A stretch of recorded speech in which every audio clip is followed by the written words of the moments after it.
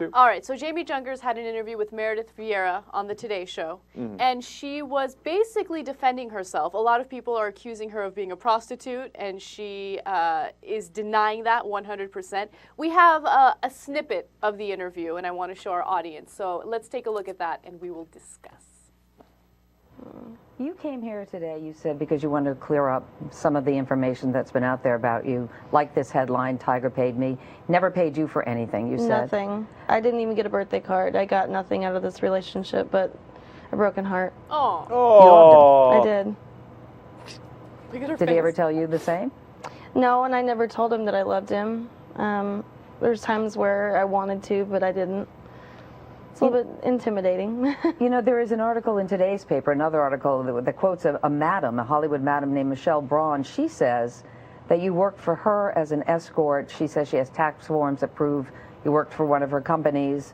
She says that although she never sent you on paid dates with Tiger, that you told her that he paid you for sex. That's all funny. I've never even heard of the woman's name. You've never heard of Michelle Braun? No, never in my life. I've never been an escort, never will be an escort. This is all news to me.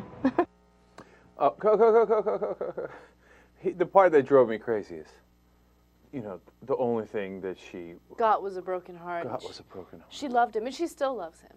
Oh, come on. Look, I'm not saying you were paid, right? There seems to be ample evidence of that, right? But you say you're not. I don't really care if you were or weren't, right? But you thought you were in love? Okay, he used you 2 or 3 times for sex. I mean, she's so disingenuous. The only thing more pathetic is if she actually believes that. Right, Like and I don't think she does. I think that she's trying to rationalize her behavior, and she's trying to seem like, she's trying to make it seem like her rendezvous with Tiger Woods were really more than what they were. She wants to seem like she's not a slut, she's not a skank. She doesn't want the media being hard on her anymore.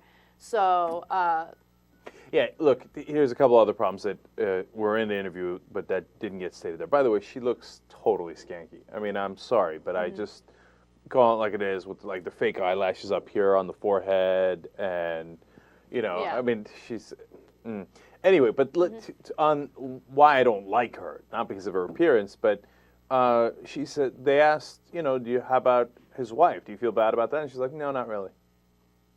Yeah, she basically says that she's not sorry for what happened. She says it happened a long time ago. She's not going to regret it. She's not going to feel filthy about it. She did what she did. She doesn't feel like she did anything wrong. Okay, but now here comes the clincher, okay? How did they break up this romantic relationship where Tiger had sex with her a couple of times over the course of a couple of years whenever he was in town? How did this great romance of our times end? Well, she called him and asked him for money. Right, and when he said no, she's like, well, that just shows you don't care about me anymore. It's over. Done. Okay, now you claim you're not a whore, right? Right. But in what happened, by the way, she looks much better in the older pictures. So, I mean, when I saw the interview, I kind of felt bad for Tiger. I'm like, come on, Tiger, shape up, right? But back when he did her, to be fair to him, okay, to be fair to him, she was hotter. Anyway, if you ask for money for your relationship, like cash, like, hey, Tiger, I'd like some cash because you're sleeping with me. I mean, isn't it a fair question as to what you think you are? I mean, can I not ask the question of if you're a whore, if you're asking for cash? And then I love how she's outraged. Well, if you don't give me cash for sex, that means you don't care about me. Right.